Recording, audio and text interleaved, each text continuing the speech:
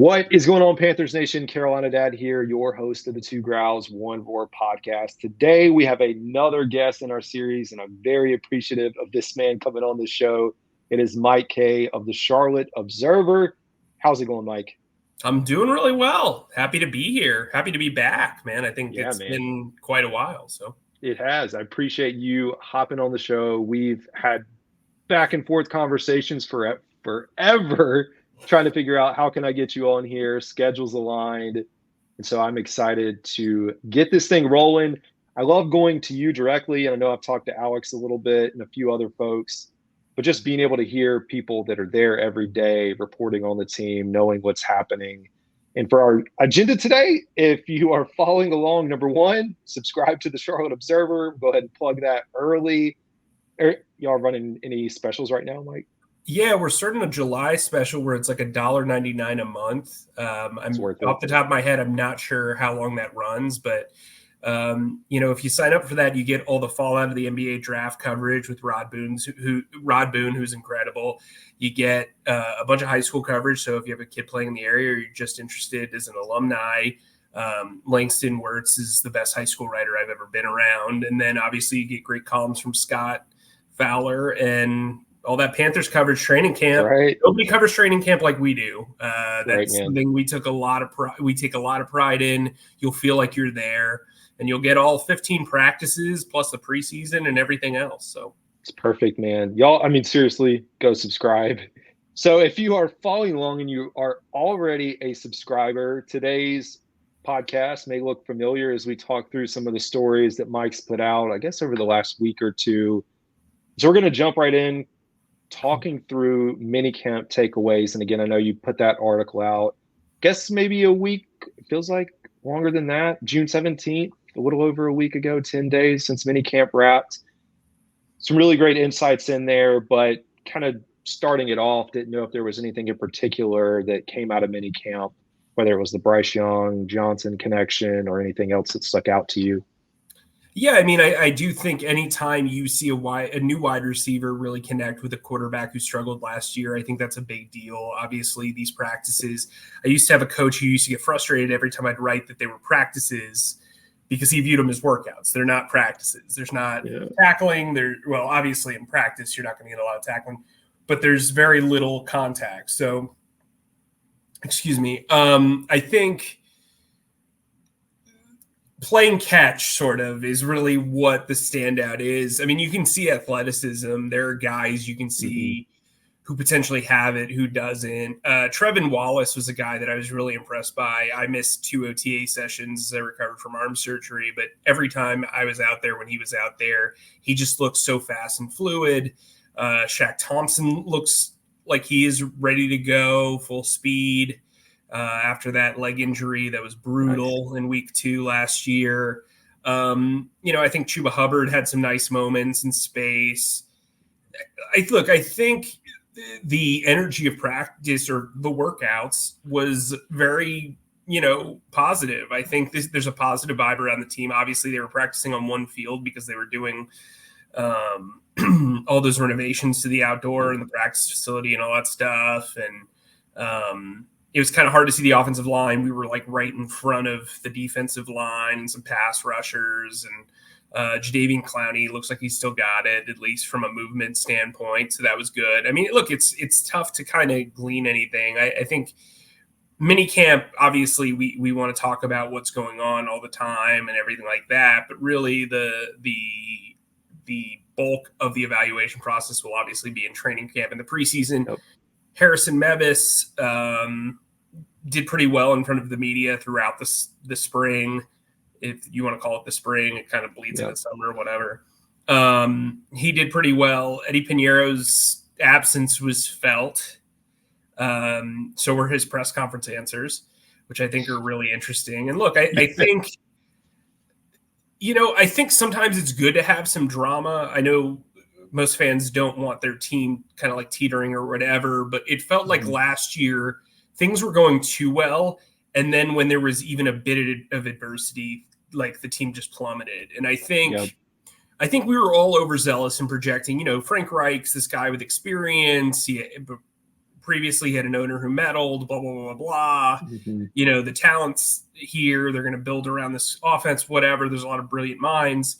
And that just kind of fell by the wayside. And so I think a lot of people who cover the team, who are around the team, who are fans of the team, should heed with precaution. Now, I don't think it's at the national level where everybody's projecting them to finish between, 30th and 32nd in the league. I still think this team can win 5 to 6 games because of their schedule. But this is a building block. It's not the ceiling. They're going to have a long runway to kind of do what they need to do, whether they're right or wrong. Yep. I think that's the hard part is like every day for me, I'm like, oh, there's so much optimism. Do I want to talk myself into, pushing along their win total? And I have to like sit back and I'm like, can't do it. I can't do it. You know what? So the other thing I like to talk about I talked to Ricky Brains of the Bo Body Show is like, I know it's probably much more different pressure for you because like you do this for a living, but I feel like anytime I even think about throwing out a projection or anything that people just laser in, scrutinize whatever it is that I'm trying to do. But there was a few things in there too that I like you sharing just around the state of the linebacker room, which we're going to talk a little bit about 53-man roster projections and maybe some holes later on in the session. But I think that's good insight too. And just to kind of hear how things are firsthand, because like from afar, again, we get to see what y'all put out with like the kicking competition, but just knowing kind of firsthand what's happening. It's great. Yeah. I mean, look, this is my 10th off season, my 10th, summer as an NFL beat writer. And it's like, you watch Minicamp and you're excited. It's kind of like, oh man, you get to be out of the house, especially if you work remotely, which most of us do. You want to get out of the house. And then it's like, something happened. Like, come on, guys. Like, you can do it. But I do think the energy was good. I do think you can kind of tell that a 40-year-old head coach is coaching this team and running this team as opposed to a guy in his 50s or 60s. I think that's evident. It reminds me a lot of Nick Sirianni his first year. There's an energy to it. Everybody seems very happy for the most part. There doesn't seem to be a lot of wasted movement. I think it got to last year where, so you brought up projections, right? So last year I had them at 8 and 9, and I was told that I was being negative and pessimistic. Turns out I was being way too positive. Right. I had a mailbag where somebody asked me about like if this is really truly a bottoming out team, and so I went through the schedule and I did a projection of what I thought off the top of my head, and I had them going 6 and 11. Now, when we get to training camp, normally I can tell by like 2 weeks to give you some insight of like my process, because I take a ton of notes. If you've read any of my training camp stuff, like I literally am writing everything that happens. I either give a win or take away a win almost every week. So like I can kind of feel it out. And I remember, so I screwed up in a press conference, the Giants game. I was like one of the only traveling beat writers. Some may remember this. Marquand McCall played for like 10 snaps, and I didn't notice him because I guess either went to the restroom or was doing something else, because it was the third quarter of a preseason game. Yep. And I said, Frank, why did Marquand McCall not play? And he was clearly furious. I said, he's like, no, he did play. What are you talking about? So, but during that game, I remember thinking to myself, this offense, they keep talking about vanilla, but like, this is like sandpaper. This is not like, I remember thinking to myself, like, man, I turned in my projection like a week ago. I am definitely off here. And then week 1 was fine. I thought I thought some of the wrinkles made sense. And then they got to the Saints game, and I was like, this team's not going to be good. And I just remember seeing it. It was like, you're watching a car crash. That was kind of what it was last season. Yeah, I agree. I think it's hard. Like fans, we're like optimistic every single week, but you've been in the league, you followed it. It's like you could just see it coming. I'll be interested to follow the training camp storylines and what you think as we get through it. And speaking of mailbag, one, I appreciate, I mean, Panthers fans, if you're not following Mike on Twitter, I highly recommend it, X, whatever. Takes in the mailbag. I mean, he is very interactive with fans, educating, answering questions. And there was a mailbag that came through, which has been a conversation that I feel like we've all talked a little bit about, which is the potential eventual departure of Ejiro, Evero, and wanted to get your kind of thoughts on, like, is it going to happen? Do you think that, I know you kind of went through this in your article, but some of the recent draft picks, do you think they'd be able to carry over to a new scheme if we adjusted? And maybe just your general sense on things on that side of the ball. Well, I think this team is aware of how popular Evero is on the coaching staff searches. Like, he's gotten final interviews in multiple spots. This year, it seemed like he was like the runner-up to the Seattle job, at least from outside looking in. If they have the type of year that they had last year, or even a better year, I do think he will get a job. I think he needs to be very proactive and kind of filling out the process. He's now worked for back-to-back head coaches who were fired in the middle of their first year with the franchise. Like, yes, there's money attached. There's guaranteed money. You only get that money once. But in reality, I think people are starting to wise up to these coaching situations. I mean, we saw it in Detroit. Ben Johnson, like, he's like, 4 of those 5 guys won't have jobs in a few years, or whatever he said. I mean, like, the turnaround. And I think that that's pretty astute and shrewd. Philadelphia's got an interesting situation with Nick Sirianni, where they've contended for 2 years. And then, it does kind of seem like not everything is copacetic all the time. And so maybe that's something that falls on, Doug Peterson was fired 2 years after winning a Super Bowl. So, like, or 3 years after winning a Super Bowl. So, anything can happen. And I think you've got to kind of shoot your shots. I mean, look here, if Detroit implodes, maybe they just promote Johnson. So, like, I think for Evero, he's aware of his candidacy, but I also think that the front office is aware of it, and so I think they've attached the talent to the roster, because that's really what we're getting at, right? Like, is there a plan in place? I think they've done a really good job of short-term planning. So they bring in Jordan Fuller on a 1-year contract, Nick Scott on a 1-year contract. Those guys both have a lot of experience with Jonathan Cooley and Evero. They bring in Josie Jewell on a 3-year deal, A'Shawn Robinson on a 3-year deal. Both have backgrounds with Evero. I think, Troy Hill, they bring back a guy who has thrived under Evero. They have brought in these guys, at least from a veteran standpoint, that they can move on from after a year or two if Evero were to leave. But they allow him to get the most out of his system while he is here, which is what you want to do, or why keep him as the defensive coordinator. From a draft pick standpoint, last year, DJ Johnson was seen as a very good fit for his defense because he's a run stopper first. Evero really likes guys who can stop the run at the edge position. It's a fundamental thing for him, And so he was seen as a scheme fit. Jamie Robinson was kind of brought on because of his special teams upside, his versatility in the secondary. Then you look at the draft this year. So they take Trevin Wallace, who is an athletic freak, who probably could play Will in a 4-3 base. He's definitely going to play inside linebacker here. Probably going to play dime early on and kind of spell Shaq and Josie Jewell at times. Then you've got guys like Jaden Crumedy, who I think is probably a better fit for a 3-4 than a 4-3 at the moment, the way he's built. And then, Michael Barrett, he's probably better fit as a 3-4 outside or inside linebacker, just because of the way they can use him and be kind of creative and get him in space. I forget. Shaw Smith-Wade. Shaw Smith-Wade is a guy who has some versatility, can play outside, can play inside, kind of learning the nickel position.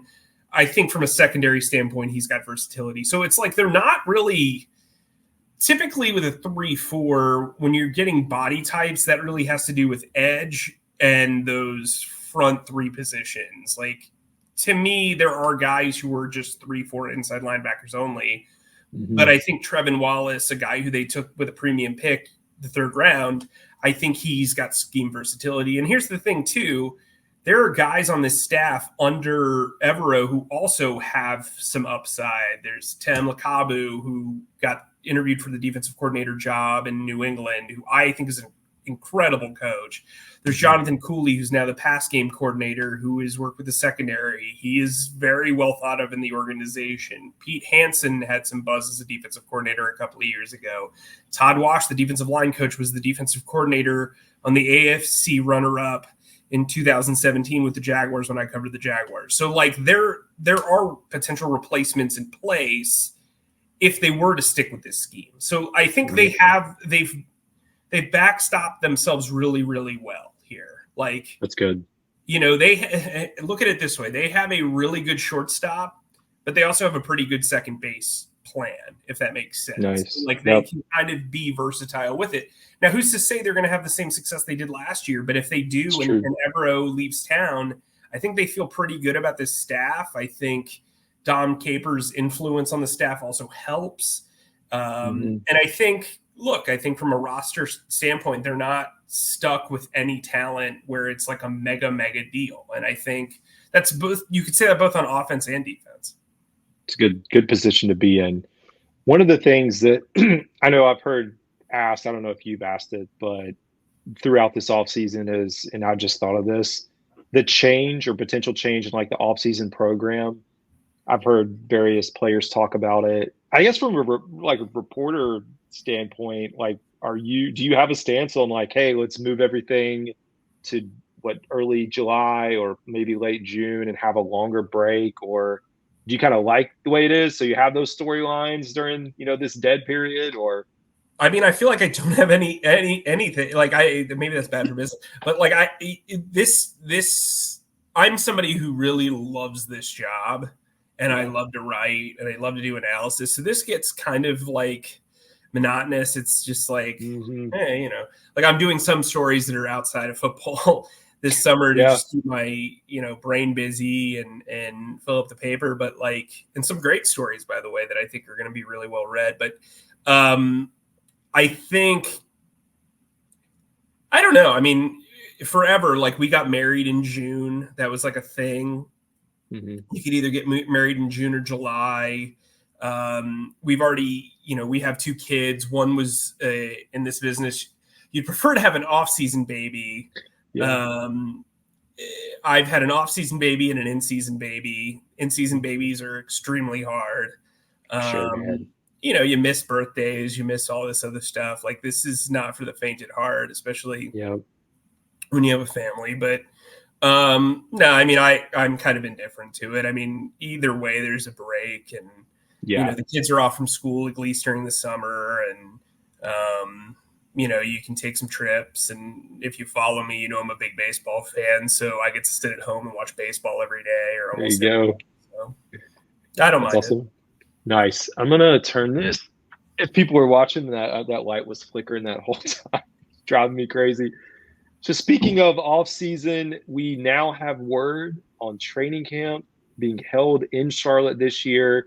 I like to tell people I'm a homer and I'm so mad that it moved from Spartanburg, but I'm selfish because my in-laws live there. So I got to go down to the in-laws, drive like 5 minutes to camp, spend time with family. But for those that are actually there covering the team now, it's in Charlotte. We've got all the details that came out, the dates, the practice at Clemson. We got one at Bank of America, where it's going to be held, all the details that come with that. What are your general thoughts on like what training camp's going to look like this year? And attendance-wise, it's going to be a little bit different is what it sounds like.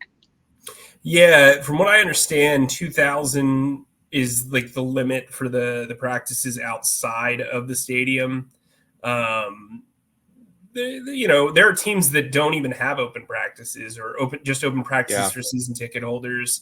I think it's an opportunity for people in the Charlotte area who maybe can't afford to go, take a family of 4 or 5 to a game, to take the whole family.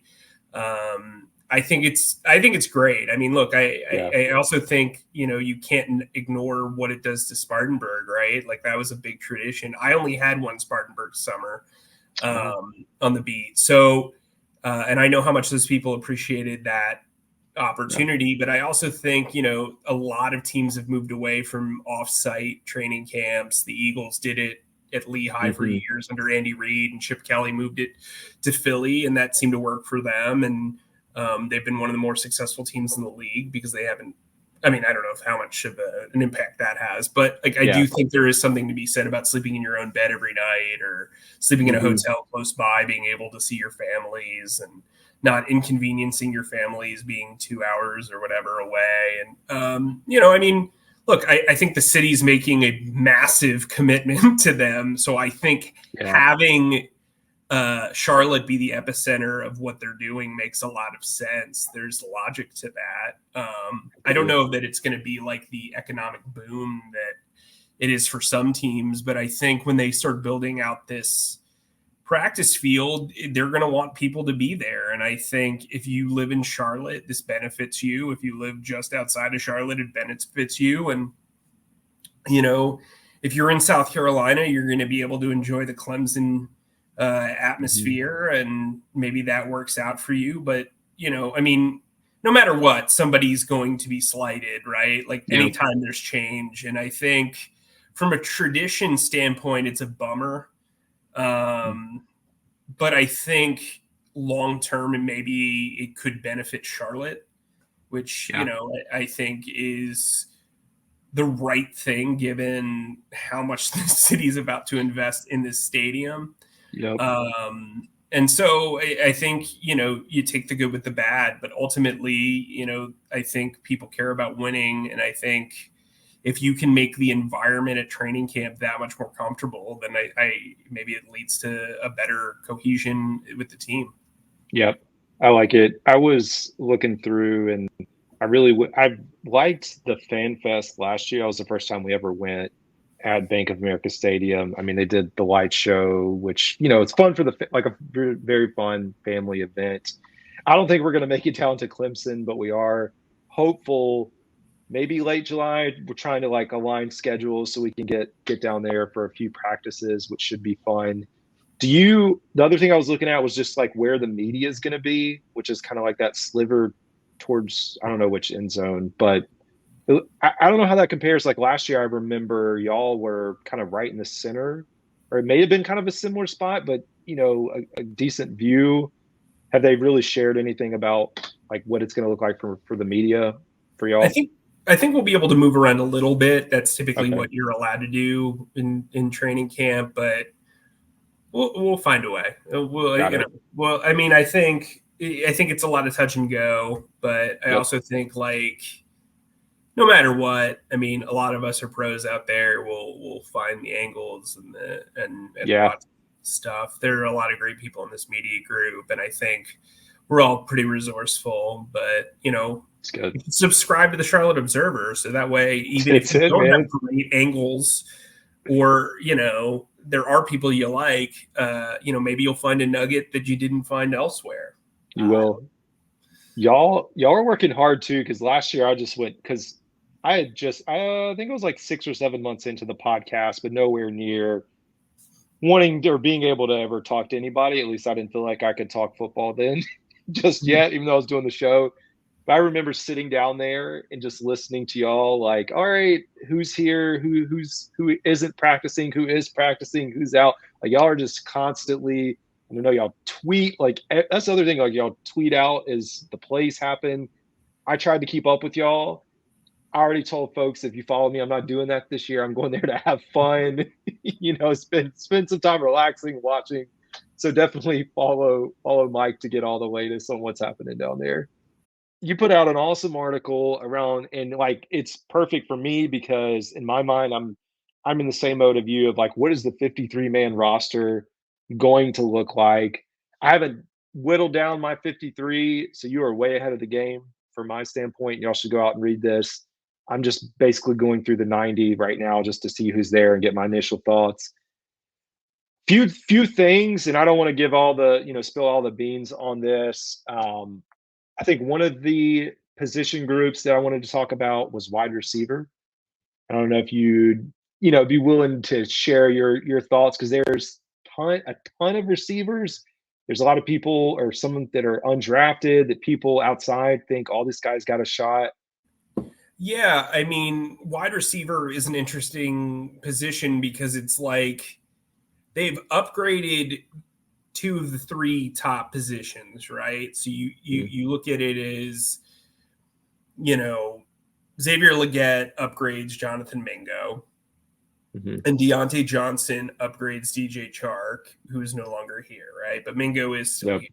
So you're looking at that, Legette, Thielen, and Johnson is your top three wide receivers. And then Mingo's probably your fourth. I mean, he was taken 39th overall last year. I know there was a different GM and a different head coach, but I think there's talent there. I just don't know that he is better than any of those three guys that I just mentioned. Maybe he develops this year. He's more of like a situational wide receiver, and he eventually takes over for Adam Thielen in the slot where he thrived in college as a big slot. And then from there, it's kind of like a toss-up between a lot of like kind of fourth and fifth wide receiver talents, which is good because before it didn't feel like it felt like they had a bunch of number 5 guys playing like at the number 3 level.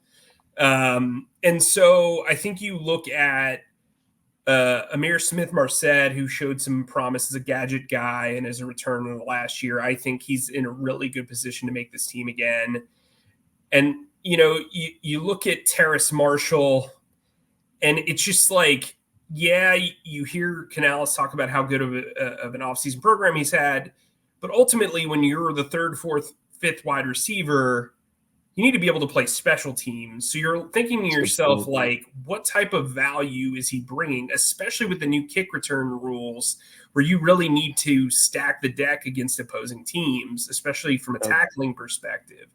And so, he's never been a standout on special teams. Chris Tabor was an excellent special teams coach. We've seen, 2 different interim regimes and 2 permanent head coaches kind of pass up on the opportunity to really feature him.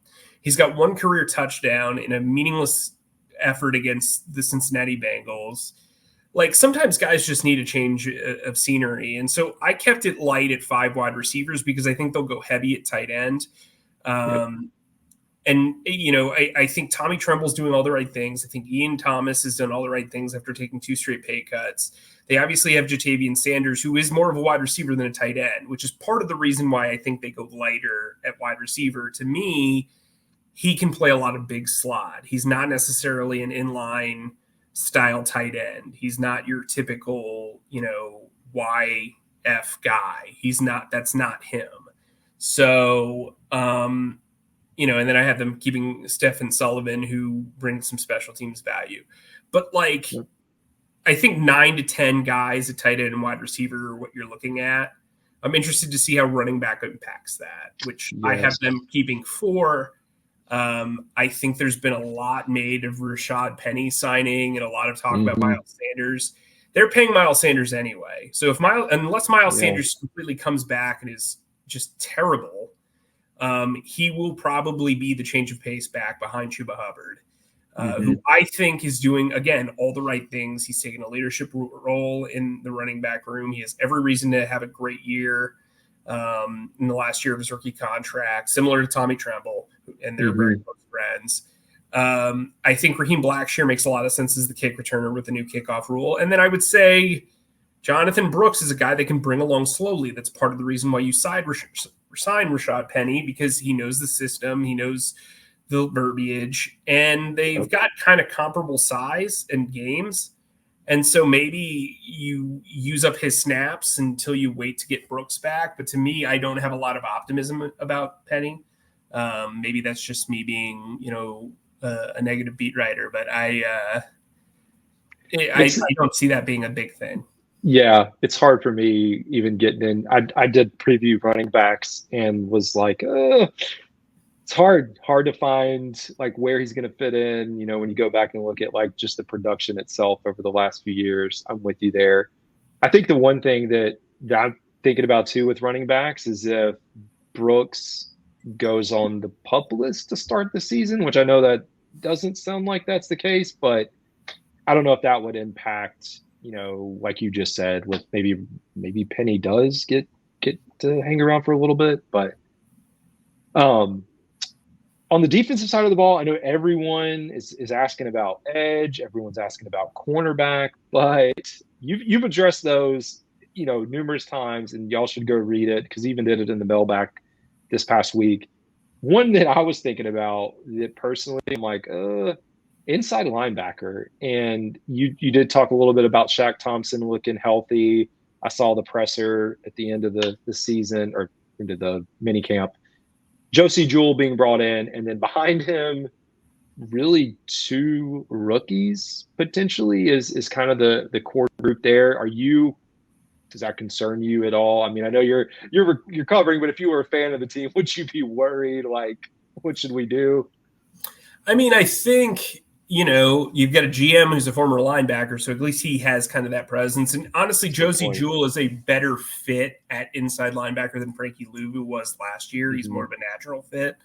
Luvu was really just like a blitzing attack style inside linebacker who really should have been on the edge. But, I mean, he was a Sam linebacker playing like basically a thumper role. Mm-hmm. I think that if Shaq Thompson feels good, you're in a good spot. They like Chandler Wooten. They like Claude and Cherilus. They like those type of guys. But I do wonder what their number count's going to be. As I wrote in there, I had Barrett making the team as one of the four. But honestly, like, I'd be surprised. I wouldn't be surprised if they kept Wooten or they kept Cherilus or they, I mean, inside linebacker, yeah, they need some depth. I think that's fair. But I also think of the positions that they have, they've got bigger fish to fry at corner and outside linebacker. Yeah. Do you kind of envision anything? I feel like every day we're getting asked, and I listen to WFNZ a lot too. So like that's the number one question that fans are just panicking. Like waiver wire, veteran. I mean, it's really hard to know right now if the Panthers are going to do anything. It seems like. Yeah, I mean, I think corner is one of those markets where it's like a lot of guys are in kind of the twilight of their career. Like Stephon Gilmore is still a pretty good corner. He's also 34 and probably going to cost a lot of money. They went that route with Justin Houston last year and it failed like epically. I think, Adoree Jackson's a name I've thrown out there that kind of makes sense to me. He's 29. He's a former first-round pick. He's got return skills. He probably, if he wants to stay in the league, probably wants a prove-it deal. He was really good for the Giants a couple of years ago, not so much last year. That could make sense. They have a lot of confidence in Dane Jackson, though. Dane Jackson's a guy that, as I've reported on multiple times, Dan Morgan was very, very big on drafting in Buffalo. They really like Troy Hill, who is going to be 33. And then they really like DiCaprio Bootle. Like right now, he's probably cornerback 4. Wow. He had some moments against Chicago that were impressive against, DJ Moore. He made some plays. They really like him on special teams. And then Shaw Smith-Wade is a guy that we talked about earlier. He's got some versatility. I could see him being the main backup nickel. And then Deshaun Jameson's a special teams guy who has return ability. I could see him being the backup kick returner. He can play gunner. He's a pretty smart player. They seem to like him quite a bit. So it'll be a matter of like, who can beat up who in camp. And obviously injuries are going to happen. And I don't think they're as concerned about cornerback as the people on the outside, but I do think they're aware that corner is a problem right now. And look, I mean, last year Dan Morgan got a lot of credit for their waiver wire pickups, which were Claude and Cherilus, who's a special teams standout, DiCaprio Bootle, who paid dividends, and then they brought in Amir Smith-Marset in a trade that worked out pretty well, I would say. It was basically like the lowest form of payment in a trade that you could possibly have. So I think again, I think you're going to have to be patient here. As GMs like to say, free agency is all summer long or all off season long or whatever. And we'll see. I mean, I think edge rusher is a little bit scarier of a presentation. I looked at the available free agents. It's not pretty out there. DJ Wanham was brought in to be a starter. He had apparently a setback or something with the quad injury, but I expect him to be around at some point in training camp. I think Clowney, I think expectations, I get it. He's a local guy, and I know how local Panthers fans really admire their local guys. Yep. For him to have 9.5 sacks here, like he did in Baltimore, I think would be a massive stretch. And a huge surprise, especially because he doesn't have the talent around him that he did in Baltimore. Everybody in Baltimore seems to thrive. I think 5.5, 6 sacks is probably they're worse at edge. Like, that's the reality of the situation. DJ Johnson's a guy they really like as a run stopper. We'll see if he takes the next step and adds to his pass rush. Iku Leota is kind of in the same boat. Caleb on Chason's a flyer. They can get out of that deal pretty easily, but the talent level is so low on that depth chart. I don't know if they're going to. So, it's going to be a tough spot, and Tem Lukabu is going to really have to earn his keep there. He has not been set up with a lot of really good talent, and so again, this is a building block year. It's not the ceiling. Yep, it's really good insight. So, last little thing to close out, wanted to get some potential headlines or things you're thinking about heading into training camp. Yeah, I mean, I think kicker is obviously an interesting situation. Eddie Pinheiro only has $150,000 in guaranteed money, so this is a legitimate competition. Wow. I know he mentioned his accuracy and put himself up there in the top 3. The problem for him is the other 2 in the top 3 have been consistent winners and consistent kickers for a decade. Butker and Justin Tucker. Justin Tucker's the best kicker of all time, in my opinion. And so it's kind of tough to be like, check out these 2 years. And then, Eddie's a great guy. I really enjoy covering him. He has been very consistent for the most part, but he also is coming off a season where in training camp he had an injury. And then the last 2 games of last season, he had an injury. And he does have a history of soft tissue injuries. So in general, so it's just, I don't think he has a ton of leverage. He doesn't have a lot of guaranteed money left. He's in the final year of his deal. This kid has come in and looked relatively good. And it's hard not to read into how Canales has messaged the kicker battle whenever asked. I also think, who's going to be the guy from the 2023 draft class outside of Bryce who's going to step up? Because right now, and I did an article a few weeks ago on finding their roles. Right now, if you look at my 53-man roster, spoiler alert, I don't have 2 of them making the final roster. And you can go check out who those guys are.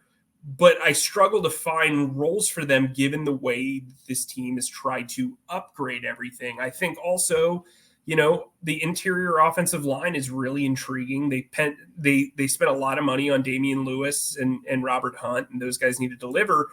But also Austin Corbett, who is moving to center.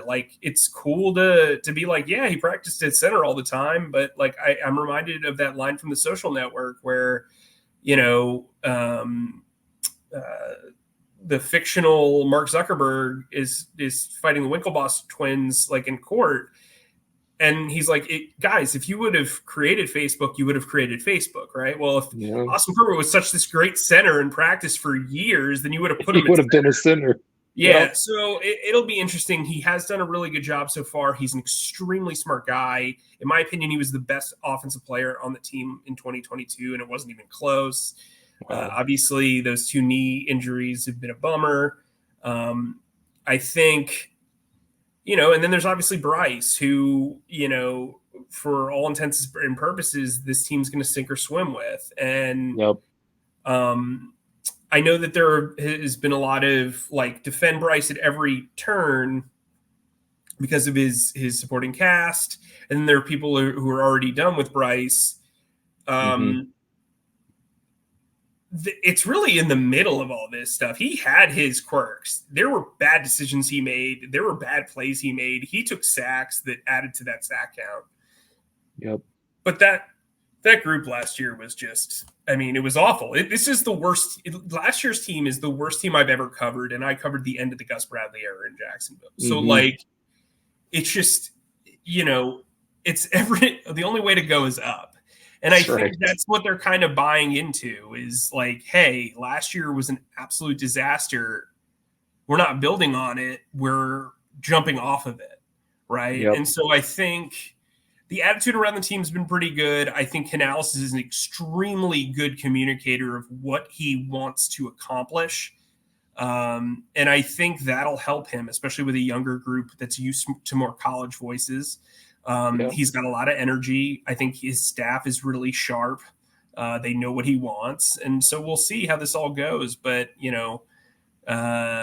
it's after last year, it's always buyer beware because this is, I've never seen anything like last year. That was, I can't imagine. But again, you can only go up from here. That's it, man.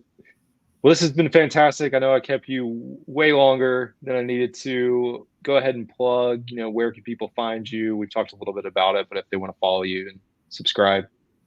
Yeah, you can subscribe to the Charlotte Observer. Alex Zedlow, Scott Fowler, and I, we covered the Jaguar. We don't cover the Jaguars. Man, the Jaguars on the brain. Wow, that's a terrible read and a terrible pitch. We cover the Panthers of Carolina, mostly in Charlotte. But right. So you can follow all of our coverage.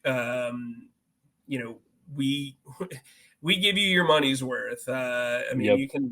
You can ask anybody if you want a 2,000-word write-up on the depth chart.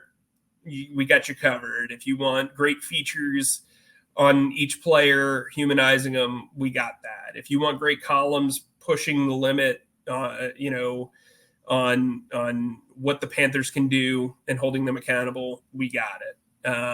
And then a whole bunch of stuff in between. Training camp is really like our baby. We take it very seriously. If you want perspective you won't get it anywhere else, you can get it at thecharlotteobserver.com. You can also follow me on X at Mike_E_Kaye. It's the worst handle in X, but I've had it since I got on Twitter, in 2011 or whatever. So, you've got to deal with it. But anyway, come ask me questions, interact. I love interacting. I love coming on fan podcasts. I love talking to fans. So appreciate all the support, and thanks for having me. Got it. Thanks, Mike. Appreciate it, man.